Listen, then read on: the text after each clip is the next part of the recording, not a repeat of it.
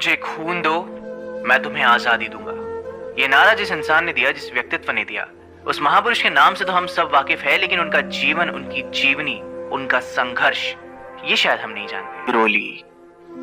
एक सशस्त्र गोरे ने आगे बढ़कर पिंजरे का लोहा द्वार खोल दिया। जैसे ही बंदी शेर सींखचों से बाहर आया, एक ओजपूर्ण कोलाहल धरती और आकाश को गुंजरित कर उठा। इनकलाब जिंदाबाद, वीर सुभाष जिंदाबाद, आजादी अधिकार हमारा। कुछ ही क्षणों में कितनी ही पुष्पमालाओं से उसका गला भर गया। उस मानव रूपी सिंह की दुर्बल किंतु दीप्तिमान मुखाकृति पर गंभीर मुस्कुराहट तैरने लगी। वो हाथ हिला हिलाकर लोगों के स्वागत सम्मान के प्रति आभार प्रकट कर रहा था। प्रणाम मेरे आराध्य, प्रणाम। वह अपने आप से बदबुदाई, विस्फारित नेत्रों से कुछ क्षण उस अभूतपूर्व जन कोलाहल को देखती रही, फिर पूजन का थाल लिए आराध्य देव की ओर बढ़ने लगी। सिंह बड़ी निर्भीकता और गौरव के साथ आगे आगे चल रहा था और हर्षोल्लित अपार जन समूह गगन भेदी नारों के साथ उसका अनुसरण कर रहा था। ब्रिटिश सरकार की सशस्त्र टुकड़ी ने इस जुलूस को चारों ओर से घेर रखा था। घुड़सवार बड़ी सतर्कता के साथ जुलूस का फेरा लगा रहे थे और पुलिस का एक उच्च पदाधिकारी जीप द्वारा जुलूस की गतिविधियों का निरीक्षण कर रहा था। जुलूस पूरे जोश खरोश के साथ आगे बढ़ता रहा। नारों और ब्रिटिश विरोधात्मक आवाजों की गति बढ़ती रही। लोगों में अदम्य साहस और अटूट उत्साह हिलोरे ले रहा था। एक विस्तृत पार्क में जुलूस ठहर गया। पार्क में पूर्व से ही स्वाधीनता सेनानी सुभाष जी के स्वागत आह्वान के लिए भव्य मंच सुघोषित था। हजारों की संख्या में दर्शक अपने लाडले नेता के दर्शन के लिए उत्सुकता से प्रतीक्षा कर रहे थे। इनकलाब जिंदाबाद, वीर सुभाष अमर रहे, आजादी अधिकार हमारा। जैसे ही सुभाष मंच पर उपस्थित हुए, उपस्थित जनता ने तुमुल हर्ष और उल्लास के साथ गगन भेदी नारा लगाया, जय सुभाष, जय हिंद। माइक पर ओजपूर्ण स्वर लहरी वहां के वातावरण में गूंजी और इसके साथ ही वहां पर शांति व्याप्त हो गई।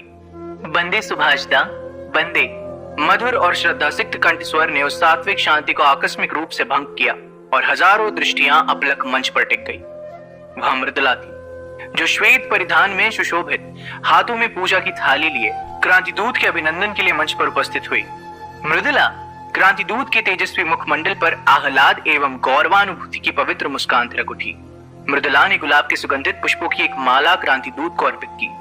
एक क्षण के लिए उन्मत्त बादलों की तरह तालियों की गड़गड़ाहट हुई। ये क्रांति चेता के क्रांति प्रयाण का अभिनंदन था। मृदुला ने आराध्य के उन्नत ललाट पर रोली अंकित करने के लिए हाथ बढ़ाया। रोली, स्वतंत्रता के सिपाही के मस्तक पर यह रोली?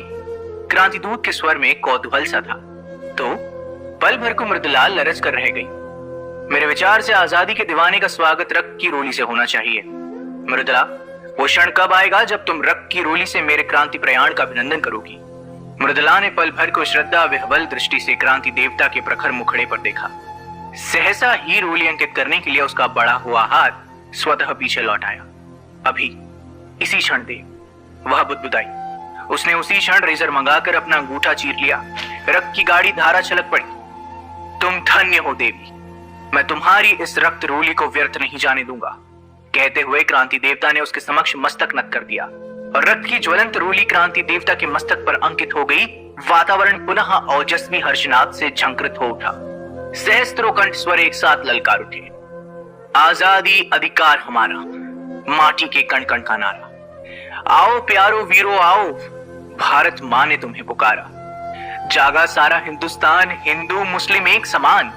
बता रहा इतिहास हमारा, व्यर्थ नहीं जाता बलिदान।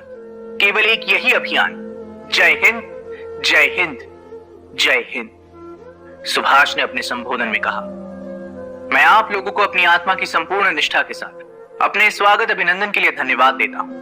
आप जानते हैं कि सन 1921 में विश्वविद्यालय के प्रांगण से निकलकर मैं सक्रिय रूप से स्वतंत्रता संग्राम में कूद पड़ा हूं। नतीजा यह हुआ कि कई बार मुझे आजादी की लड़ाइयों से संबंधित होने के कारण बिना किसी निश्चित आरोप के बंदी बनाया गया। मुझे इसकी कोई शिकायत नहीं, क्योंकि अपनी स्वतंत्रता का अधिकार मांगना हमारा अधिकार है और हमारे इस प्रयास को आघात पहुंचाना उनका शासकीय दायित्व है। मैं बिना किसी अभिमान के इस बात का दावा करता हूं कि प्रत्येक भारतीय ने मेरी तरह विभिन्न प्रकार की राष्ट्रीय समस्याओं का अनुभव किया है। अपने ऐसे ही अनुभवों के आधार पर मैं इस निष्कर्ष पर पहुंचा हूं कि बिना सशस्त्र क्रांति के भारत की स्वतंत्रता संभव नहीं। आप सब जानते हैं कि जब विदेशियों ने सर्वप्रथम हमारी धरती पर अपने कदम रखे, उस समय भारत में दूध घी की नदियां बहती थी। लोग अमन चैन से रहते थे। भारत में सुख समृद्धि अपनी चरम सीमा पर थी और विदेशी इसे सोने की चिड़िया कहकर इस चिड़िया को अपनी स्वार्थ की धारा में बंदी करने को ललायत रहते थे। वो भारत की समृद्धि ही थी जिसने कुटिल अंग्रेजों को भी हमारे देश की ओर आकर्षित किया था और बड़े ही नाटकीय ढंग से व्यापार के बहाने हमारे देश में आकर उन्होंने एक छत्र अधिकार कायम कर लिया।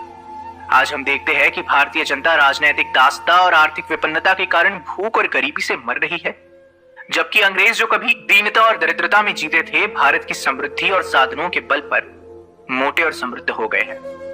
किंतु तमाम दुख और कष्ट सहकर दासता और उपेक्षा की चरम सीमा पर पहुंच जाने के बाद अब भारतीय ये समझ गए हैं कि इन सभी स्थितियों और समस्याओं को सुलझाने का एक ही रास्ता है, अपनी खोई हुई स्वतंत्रता को पुनः प्राप्त करना।